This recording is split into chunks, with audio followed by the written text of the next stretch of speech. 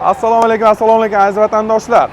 Rossiya Federatsiyasi Moskva shahridan O'zbekiston Respublikasi Toshkent shahriga navbatdagi vokzaldan vokzalgacha chipta bilan qatnaydigan avtobuslarimiz xudo xolasa bugungi kunda 3-avtobusimiz posадка jarayoni ketmoqda.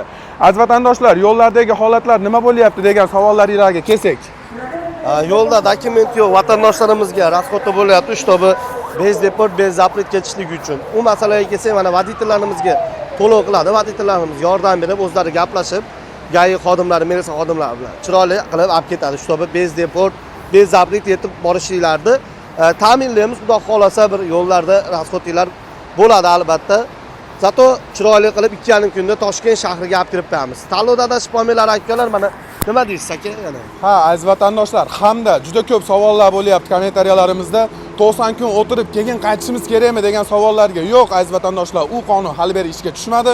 Xohlasangiz bugun keting, ertaga qaytib keling. U narsa ishlamayapti. Kelasiz, ketasiz, kirib chiqib yuraverasiz. Xullas katta xolamizning uyi. Bemalol kelasizlar, ketaverasizlar. Tanlovda adashmanglar, sog' bo'linglar. Shu joyini kesib